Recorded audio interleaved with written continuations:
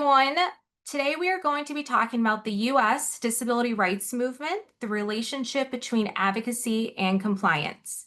My name is Megan Marshall, she, her pronouns, and I am the Assistant Director and Deputy ADA Coordinator within the Disability Equity Office. Today we're going to talk through a lot of stuff, including key concepts and definitions, historical disability history, and also disability rights movement events. Then we're going to move into the relationship between advocacy and compliance and what conclusions we can draw from them. Then we're going to go through and talk about the ongoing need for both and how we can work together and individually to foster compliance and advocacy. But first, let's start with some key concepts and definitions. Within the realm of supporting underserved or marginalized communities, compliance and advocacy often appear as distinct concepts. They are pitted against each other as if one is of greater value or use than the other. However, these two priorities are not mutually exclusive, meaning that the existence of one does not lessen or prevent the necessity of the other. For in fact, they complement each other. So let's define them. Compliance is following or adhering to existing laws, regulations, and policies from the federal, state, and local levels. It's ensuring actions meet legal standards and mitigate potential risk. And it is also an institutional and organizational responsibility. Advocacy is standing up for one's own rights or the rights of others, and it is actively promoting, influencing, and or securing change, awareness, cultural shifts, and improvements beyond those minimum requirements. Let's define as well what are civil rights, and in particular, civil rights laws. Civil rights are basic rights, privileges, and freedoms that all people in a country are entitled to, regardless of their associated identities. Civil rights laws are therefore the legal backbone of disability rights and protections. Civil rights laws set the minimum standards for access, equality, and equity, but they do not ensure maximum inclusion or cultural change. Too many examples exist within our past, let alone within the U.S. disability rights movement, where advocacy-driven compliance or compliance-driven advocacy have fostered a culture and avenue for change that champions both. The following slides will dive deeper into highlighting how compliance, advocacy, and disability rights laws are closely working together and are thereby interwoven. Okay, this next section is going into the U.S. disability history and rights movement events.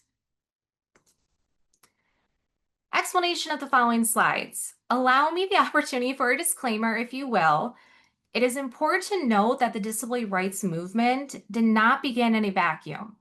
It was one part of the larger civil rights movement that was happening throughout America.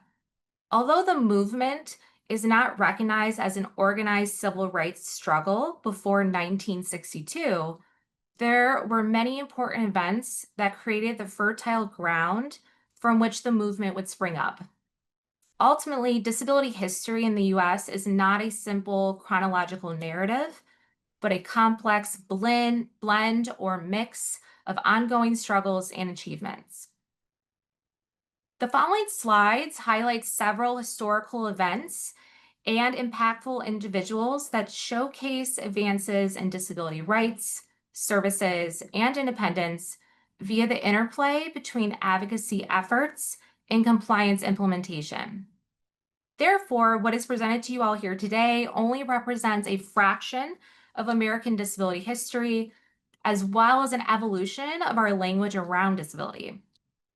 Use of some words that are now out of favor will be said in this presentation due to historical names, but any mention of the R word was intentionally replaced with disabled. Next, I will read aloud a series of events that ultimately lead up to an important compliance or law accomplishment. You will all then be asked to ponder briefly amongst yourself on what compliance, accomplishment, or other such result came from the following historical actions and/or advocacy efforts. The answer will then be revealed with an explanation of the specific disability rights legislation. Let's get started. Historical events number 1, where we are in U.S. history. Well, it has only been a total of 19 months from the time President Woodrow Wilson received Congress's approval to declare war on Germany in 1917, and what would be the end of the World War I on November 11th, 1918. Record numbers of veterans, a total of 200,000, are coming back home from the global war front with permanent physical and mental disabilities. It becomes glaringly clear that the nation is vastly unprepared to provide adequate care and support. While not originally established for veterans, the Institute for Crippled and Disabled Men in New York City was opened up through a partnership with the Red Cross and the U.S. government to dedicate their services to training amputees and individuals with damaged limbs. Observing Europe's poor efforts to retrain disabled men, ICDM believed America could become a leader in this effort to make it possible for disabled veterans to have meaningful and adequately compensated employment. The Institute's advocacy efforts produced 50 pamphlets and books focusing on rehabilitation in their first year after the armistice. And later, they distributed 6 million copies of, quote, Your Duty to the War Cripple, end quote, to New Yorkers in 1918, as imaged here on our slide. And taking a closer look, what's fascinating is actually how the pamphlet's language alludes to both the social and charity model of disability.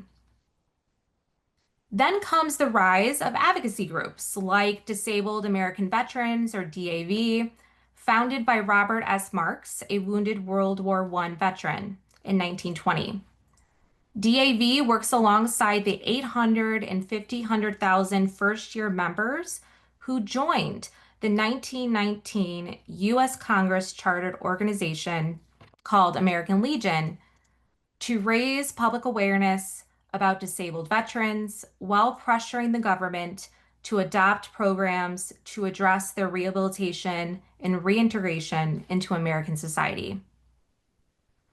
Results from these advocacy efforts would result in the formation of the U.S. Veterans Bureau, which is a precursor to our current day VA, or Department of Veterans Affairs. Now, what law or compliance legislation resulted from all the aforementioned historical events, number 1? Well, let's find out. The answer is the Smith-Sears Veterans Rehabilitation Act, or more commonly referred to as the Soldiers Rehabilitation Act. This 1918 legislation expanded the compliance and role of the Federal Board of Vocational Education by allowing services for the vocational rehabilitation of veterans that were disabled during World War I. The image on our slide is a 1919 American Red Cross poster showing men with apparent limb differences actively welding at workbenches for the construction of American ships. However, it is important to note that ongoing challenges with compliance and the law's intended goals would continue to be present in future years as services and support varied, including widespread complaints over poor conditions and counseling.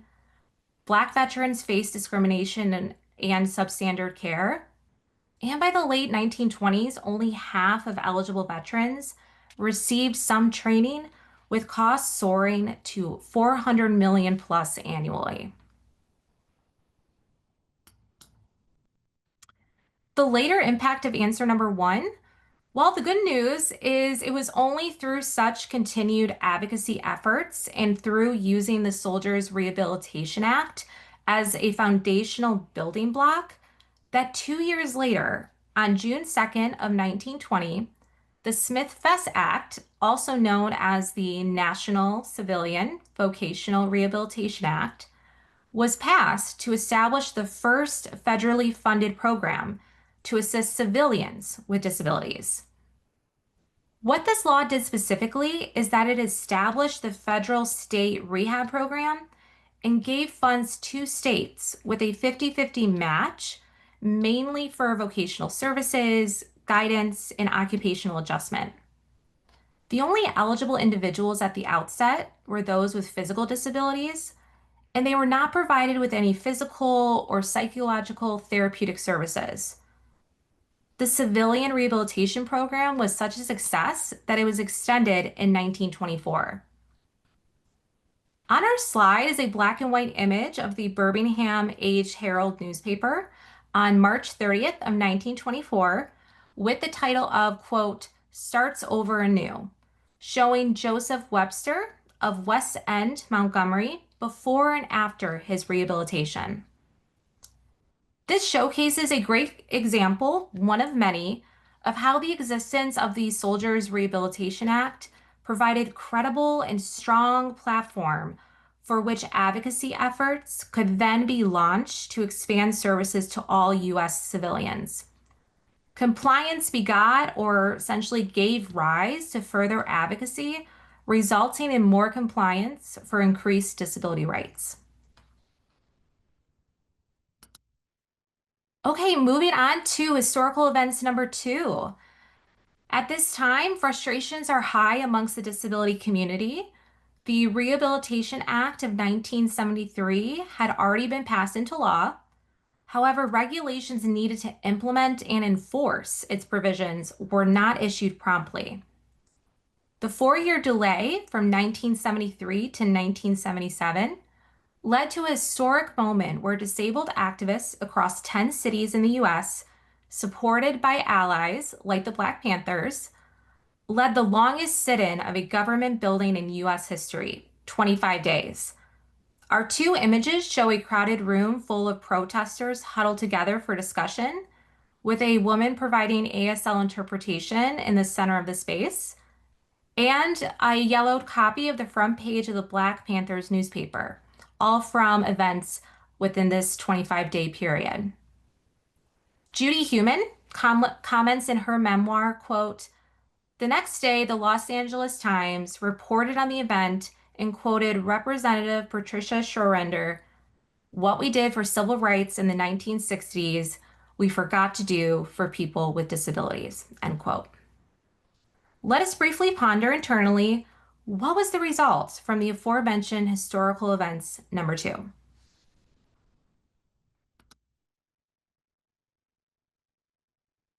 The result of historical events number 2 was Section 504 of the Rehabilitation Act of 1973.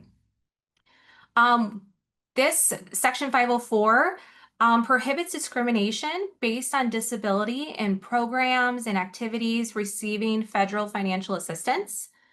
It ensures that individuals with disabilities have equal access to education, employment, and public services.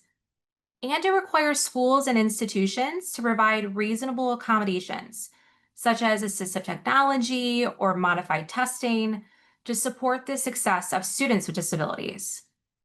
The two images on our screen show additional moments of protesters and activists captured from what is now known as the historic 504 sit-in. Okay, moving on to historical events number 3. To start, let's discuss a powerful historical document, a letter written from someone in the nurse's office at Carlstadt, New Jersey, Public School Number 1, to the New Jersey Parents Group for Disabled Children. The letter, which is imaged here on our slide, included an envelope addressed and canceled in 1951, bringing us directly into the mindset and challenges faced by educators and families more than 70 years ago. This is what it said. Quote, "Dear Sir, we have in our community a family in which 2 of the 3 children are definitely mentally disabled. One is 12 years of age and the other is 6 years. They are unable to benefit by formal education, but the mother demands that the Board of Education provide instruction for them. It has been recommended that these children be committed to a state institution, but this the mother has refused to do, and apparently has been unable to accept the fact that her children cannot be taught, ironically misspelled in the original as Tought, in the public or trade schools. Do you have any literature or suggestions which might help aid us in helping this mother accept and resolve her problem? End quote. Another event, Judy Heumann, widely known as the quote unquote mother of the disability rights movement, at the age of 5, so 1952, was prohibited from attending kindergarten because the principal told her family she was considered, quote, a fire hazard in her wheelchair. And as a result, Judy had to be homeschooled until she was 9 years old. She would later attend a public high school after her mother, pictured here on our screen with the young Judy, and other parents of disabled children successfully pushed the New York Board of Education to make several schools in each borough wheelchair accessible with support staff. The U.S. Supreme Court in Brown versus the Board of Education of Topeka rules that separate schools for Black and white children are inherently unequal and unconstitutional, creating a pivotal decision that would become the catalyst for the African American civil rights movement and subsequent passing of the 1964 Civil Rights Act, all of which in turn becomes a major inspiration and model to the disability rights movement. During 1971 in Pennsylvania, parents ended up suing when their children were not getting access to an education because they were disabled. In Park versus Commonwealth of Pennsylvania, it was ruled that the state, who had various state laws excluding disabled children from their public schools, could no longer deny equal education because of disability, specifically referencing, interestingly enough, the Brown versus Board of Education case. Park, known today as the Arc of Pennsylvania, in particular, sparked numerous other right to education lawsuits and inspires advocates to look to the courts in compliance/legislation for the expansion of disability rights. Historical events in 1971 and 1972 established the responsibility of states and localities to educate children with disabilities. These decisions were cited by advocates during the public hearings that led to passage of ... or essentially, what law or compliance legislation resulted from the aforementioned historical events number 3? The answer is the Education for All Handicapped Children Act. It was on November 29th of 1975, President Gerald Ford, fun fact, a University of Michigan alum, so go blue, signed this piece of legislation into law, which we now know today as the Individuals with Disabilities Education Act, or IDEA, renamed as such when it was reauthorized in 1990. This act is considered a cornerstone of federal disability rights legislation, as it established the right of children with disabilities to a free public school education in an integrated or in the least restrictive environment. In the next 2 decades, millions of disabled children will be educated under its provisions, radically changing the lives of people in the disability community. As you can see from the earlier slides highlighted advocacy efforts and events, the scale of advocacy was on a spectrum from the individual level to the larger macro level. Both advocacy and compliance worked in tandem, and in other civil rights movements provided a compass for the disability rights movement, building towards this penultimate legislation of the IDEA. IDEA continues to be utilized in continued fights for going beyond the minimum standard of compliance and allowing students with disabilities to participate equitably in public education.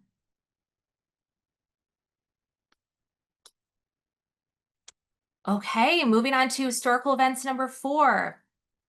Long story short, 1988 is a very busy year. Paul Longmore, a disabled historian, author, activist, and professor at San Francisco State University, learned that in starting to earn royalties from one of his history books, he would also end up losing his government benefits, including the in-home services he needed to live, as the royalties counted as unearned income. In protest of these rules that penalized disabled workers, Longmore in 1988 burned his book, The Invention of George Washington, which we see here on our slide, which took him 10 years to write in front of the LA Federal Building with a group of disabled protesters chanting, "Let us work." As a result, Social Security changed the rules on royalties in what became known as the Longmore Amendment. However, many other penalties for working still exist, and advocacy efforts are still ongoing in the fight to change them to this present day.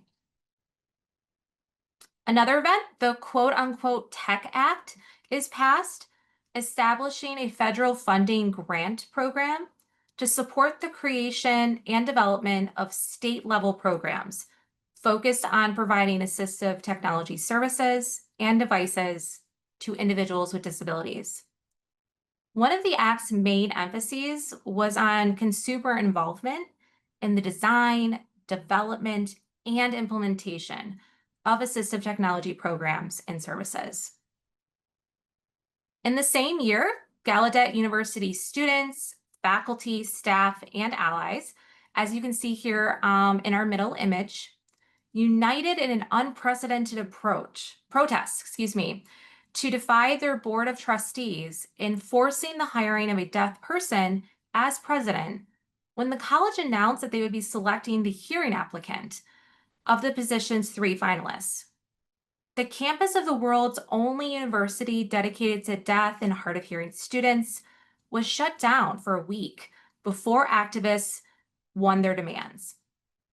On March 13th, 1988, the Gallaudet administration announced that Dr. I. King Jordan would be the university's first deaf president.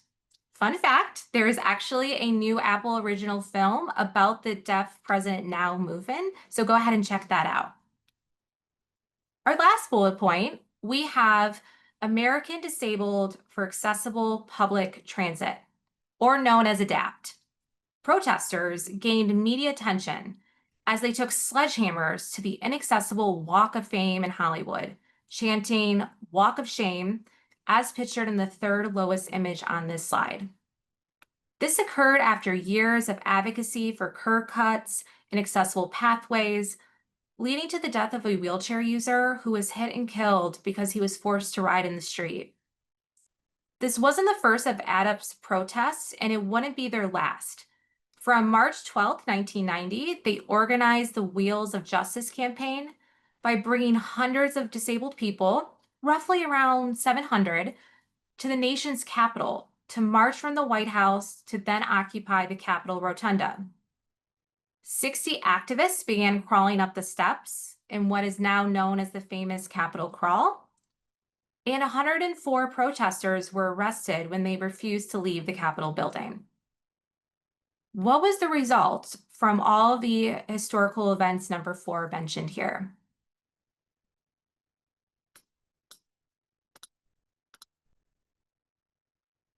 The results was the Americans with Disabilities Act of 1990, which focuses on equal opportunities and freedom from discrimination in several key areas of employment, state and local government services, public accommodations, and telecommunications.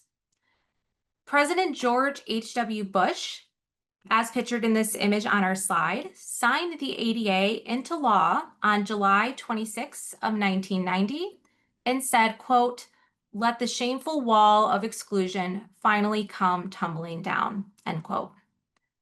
Also, we just celebrated 35 years of the ADA this year.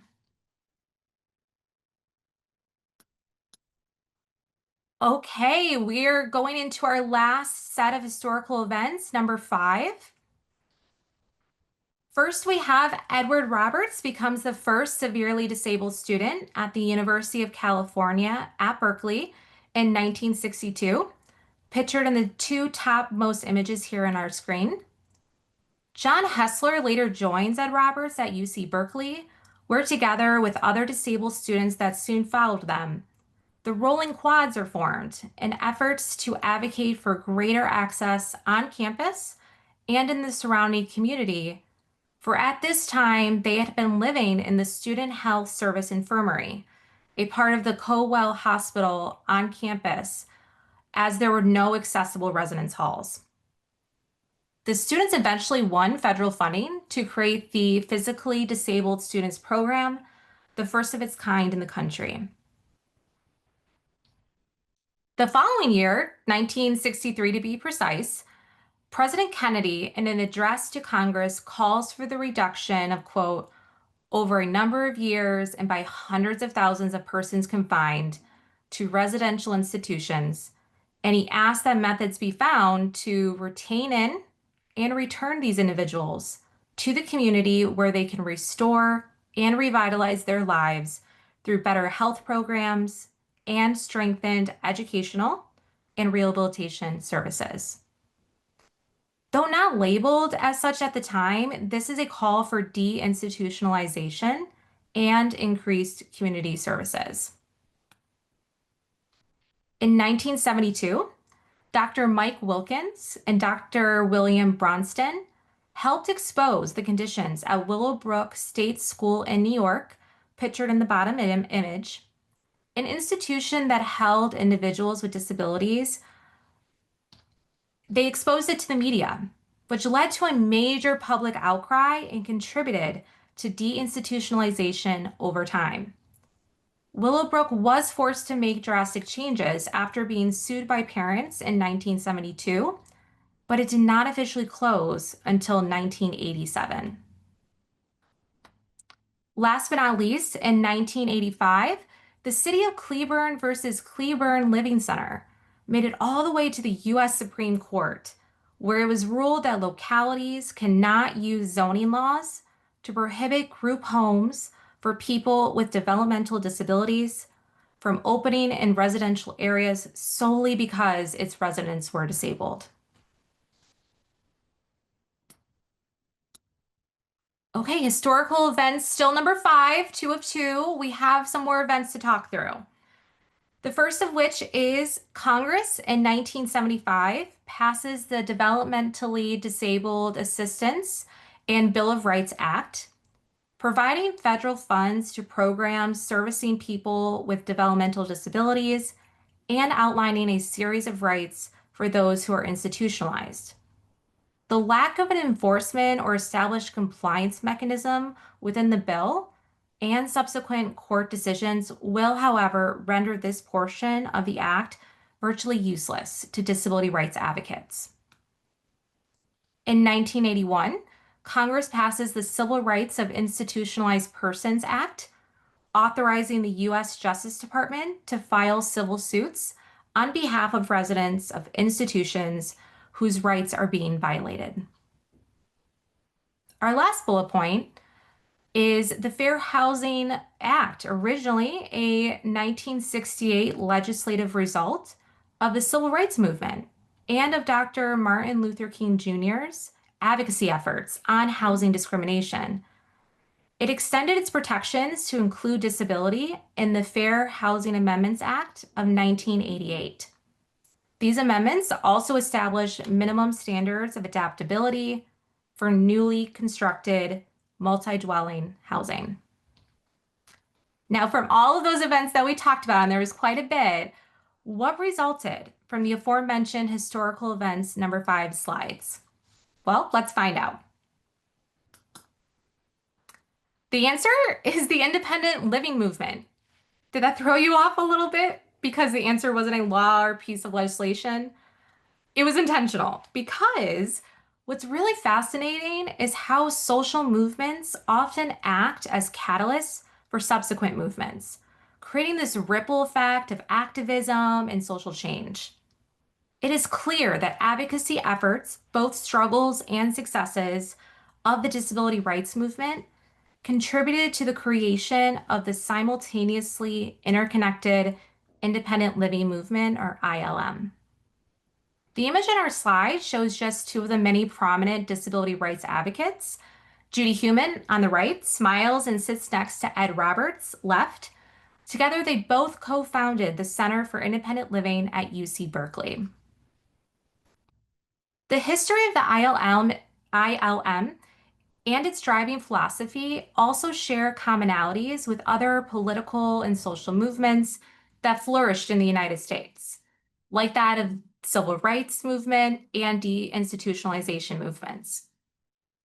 The ILM was also influenced by the self-help movement of the 1950s, which began with the founding of Alcoholics Anonymous, or AA, and accordingly adopted self-help and peer support as part of its core philosophy. The ILM also embraced the demedicalization movement, which promoted a more transparent and holistic approach to healthcare. In essence, the ILM empowers individuals with disabilities to take on greater independence in meeting and defining their own needs, building their confidence and self-determination in the process through their own personal choice and peer support. All centers for independent living across the country share these same core principles. Last but not least, legislation had its role too, as we learned about a little bit in the previous historical events number 5 slide. What I didn't mention, in an effort to not completely give away the answer, was how the Rehabilitation Act of 1973 was instrumental for the expansion of centers for independent living across the country by ensuring they would never go away. In its original iteration, the Act created Centers for Independent Living programs. Then, as amended in 1978, Title VII secured the first federal funding for CILs.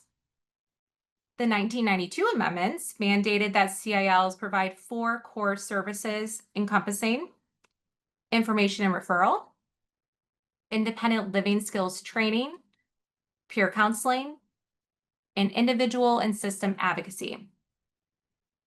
It would be later in 2014 that the Workforce, Innovation, and Opportunity Act would transfer these programs to the Administration for Community Living, or the ACL, thus aligning vocational rehabilitation programs with other workforce development programs.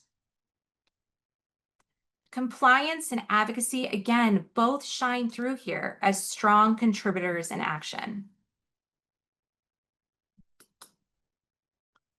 Okay, we're going to move into a different section, which is talking about advocacy and compliance and a symbiotic relationship that they have. Let's talk about that a little bit more. The roles of compliance and advocacy. Earlier in this webinar, we defined what compliance and advocacy are. Let's dive deeper into the roles they play and their intertwined and crucial relationship, all the while using what we have just learned from US history and the disability rights movement. Compliance's role is to provide a legal and institutional framework for protecting civil rights. It establishes minimum standards and accountability mechanisms to ensure that laws are interpreted and implemented correctly. Compliance focuses on fostering a culture of ethics, transparency, and responsibility within an organization. Think back to our historical event slides. What are some examples that we learned about? Yes, the ADA, Americans with Disabilities Act, Rehabilitation Act of 1973, including Section 504, etc. The list goes on. Advocacy's role pushes for the expansion of civil rights. It challenges systemic inequalities, monitors progress and trends to ensure intended changes are actually happening as they should be. And advocacy empowers people to advocate for themselves. Examples of advocacy in our previous slides were innumerable. The rolling quads at UC Berkeley, formalized groups such as the Disabled American Veterans and ADAPT, and even individuals such as Judy Heumann or those parents in Pennsylvania. Before diving deeper into the relationship between compliance and advocacy, I did not want to skip over defining symbiotic, which is what I would proclaim to be the main thesis statement of this webinar, that these two concepts have a symbiotic relationship. Symbiotic denotes a mutually beneficial relationship between different groups or people, and it's really defined by close, long-term interactions. Advocacy and compliance, per their definitions and roles, are, yes, inherently different. Yet, their historical long-term interactions and close associations provide benefits to each other. Another way to look at compliance and advocacy is that they are interdependent when it comes to advancing, protecting, and achieving disability rights. Let's talk about an example of this relationship in action. Let's use the ADA actually as our example for a deeper analysis and application. The ADA is originally passed in 1990, created the quote-unquote floor or foundation for those rights and protections all people with disabilities should be afforded. Disability advocates have fought long and hard to be firmly and loudly declared in American law that they were and have the right to be equal citizens. Advocacy was responsible for this momentous legislation, but so too was compliance. The implementation and continued adherence of protections provided by disability laws and regulations in years or even decades past allowed the ADA to have a strong framework and to metaphorically stand upon the years of other compliance accomplishments. However, it wasn't until years later that a different reality emerged than that of the high hopes everyone had of the ADA living up to its goals and its intrinsic spirit. Supreme Court decisions in 1999 and 2002, often referred to as the Sutton Trilogy, imposed increasingly narrow interpretations of the law's core provisions, including the definition of disability, which removed many individuals from the scope of the ADA's protections and the original protections Congress intended to provide. In realizing this failure of implementation and/or compliance with the 1990 ADA, bipartisan support and significant advocacy by members and allies of the disability community tried to right this wrong by passing the ADA Amendments Act of 2008. The ADA affirmatively rejected the Supreme Court's decisions and brought important changes to the meaning and interpretation of disability under the ADA and other federal anti-discrimination laws. Some results included restoring the broad-based application originally intended when defining disability. It broadened the definition of major life activities to include major bodily functions, and it lowered the threshold of the regarded as section of disability. EEOC and DOJ then made sure to revise their regulations to conform to this broader scope, and now there's over a decade's worth of judicial decisions interpreting this law.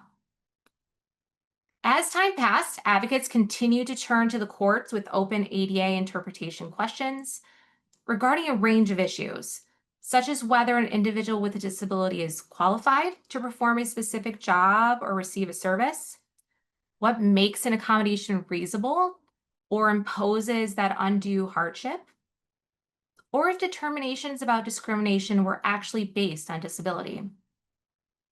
The conclusion that we can draw from the interplay of advocacy and compliance is twofold, in that we can see here how advocates pushed for laws, and laws in turn empower new advocacy. This is just one example of how the cycle of advocacy and compliance continues on in an infinite partnership loop.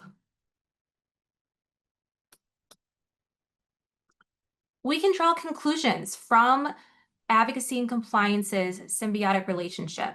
The first conclusion, you can't have real compliance without advocacy. Compliance is a floor, it is not a ceiling, which means it Often, legal requirements are its starting point and not its end goal. Some examples: physical accessibility guidelines may be met, but a campus culture remains exclusionary. Or advocates push for universal design, attitude change, awareness, and participation, i.e., pretty much encompassing the quote, nothing about us without us. Advocacy holds institutions accountable for both the letter and the spirit of the law. Conclusion number 2 of this symbiotic relationship: you can't have effective advocacy without compliance. Legal standards empower advocates with tools to demand change. Some examples: filing complaints with OCR, DOJ, U of M's Equity Civil Rights and Title IX office, utilizing appeal or review processes, responsibly conducting community education and training. All of those are examples. Laws provide a common language for rights, responsibilities, and remedies. We're now going to go through and talk about the ongoing need for both advocacy and compliance. Our ongoing need for both. Based on our 2 aforementioned conclusions that we just talked about, we have established that there is definitely an ongoing need for both advocacy and compliance. We can't have one without the other, given their symbiotic relationship. But how do we pay attention to any inherent strengths and weaknesses within these 2 concepts if they are always working together and complementing each other? How do we maintain a balance among compliance and advocacy? All great questions. First, we have to realize that gaps and pitfalls do exist. Let's talk what some of those might be so we are aware of them. Laws can be outdated, under-enforced, or ambiguous. Cultivating only a compliance-based culture can breed, if you let it, minimum effort or a checklist mentality. Changes achieved through advocacy alone can be fragile and easily reversed, especially without legal backing or compliance diligence. Focusing too narrowly on advocacy can result in a lack of transparency or adherence to necessitated obligations, which can damage an institution's credibility, accountability, and ethical behavior. Couple all of this with the fact that stigma and social barriers still persist for people with disabilities. Let's use the bridge metaphor, as imaged here on our slide, to understand this more deeply. Imagine on one side a rigid structure, compliance. On the other side, a flexible, creative area, advocacy. Building a bridge between the 2 sides drives process and social change. We need to maintain and nurture the tether that connects advocacy and compliance, since it encourages innovation and simultaneously keeps pressure on institutions to meet expectations, but to also exceed those minimums. Institutions like the University of Michigan that prioritize both compliance and advocacy are better positioned to provide high-quality services and address deeper systemic issues, especially if both sides of that same coin collaborate, work together, and most importantly, respect each other.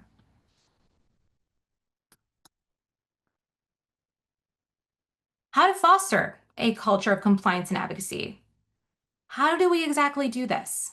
Well, we can have robust policies and procedures which establish clear, comprehensive, and easily accessible policies that cover all relevant civil rights laws and regulations like non-discrimination, harassment prevention, and the interactive accommodations process, just to name a few. We want to ensure policies are regularly reviewed and updated with current best practices. Institutions should develop and implement robust and transparent complaint procedures, investigation processes, restorative justice practice options, and reasonable accommodation procedures that are fair, timely, and effective. A few examples of these at U of M are the Disability Equity Office, the Equity Civil Rights and Title IX Office, the Michigan Medicine HR Solutions Center, SSD services for students with disabilities, HR units and departments, our standard practice guides, the list goes on and on. We can also provide ongoing and regular training opportunities to all employees and members of our institutional community on civil rights laws, workplace policies and expectations, unconscious bias, ethical decision-making, etc. Especially managers and supervisors should know their responsibilities for recognizing disability disclosures and accommodation requests, preventing retaliation, and fostering inclusive and conversations within their teams.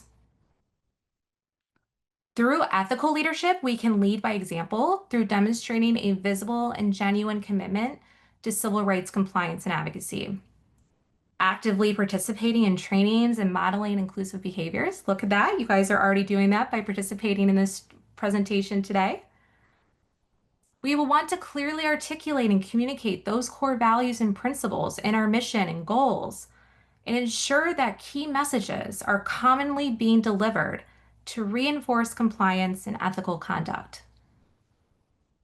Lastly, but not the least important, we want to establish open communication and reporting by fostering a speak up culture where employees and community members are encouraged and feel safe in reporting concerns and experiences. And then the institution can ensure we act promptly and transparently when concerns are reported, showcasing that things are being taken seriously. By ensuring employees have access to resources and support systems, that institution is empowering their employees with the tools, training, and information to make independent decisions that are aligned with civil rights policies and values.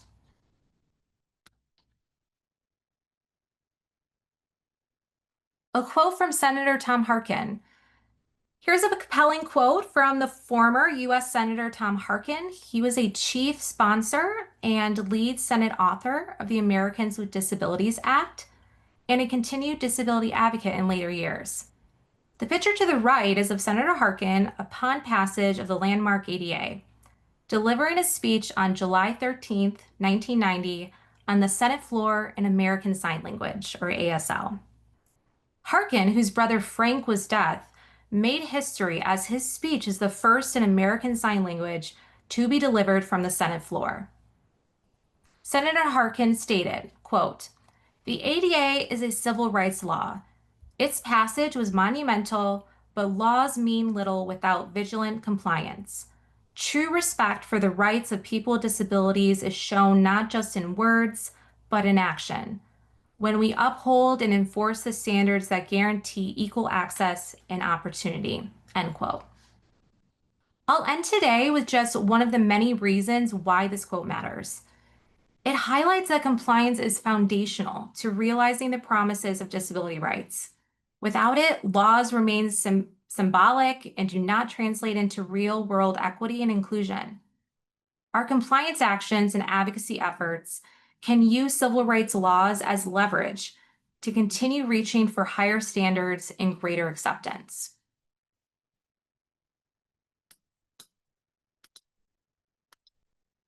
Okay, we're going to wrap up with some key takeaways, which is advocacy and compliance are not competing forces. Instead, they complete each other and are necessary for the other's continuation. Advocacy inspires and instructs improvements. Compliance provides the structure and accountability to make those improvements a reality. The history of the disability rights movement shows that meaningful change requires both. Without compliance, advocacy lacks power.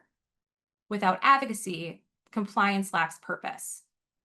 Neither compliance nor advocacy alone can deliver true equity and inclusion for people with disabilities. Thank you so much, everyone, for joining today and learning about all of this information and history. We greatly appreciate it from the Disability Equity Office. Thank you.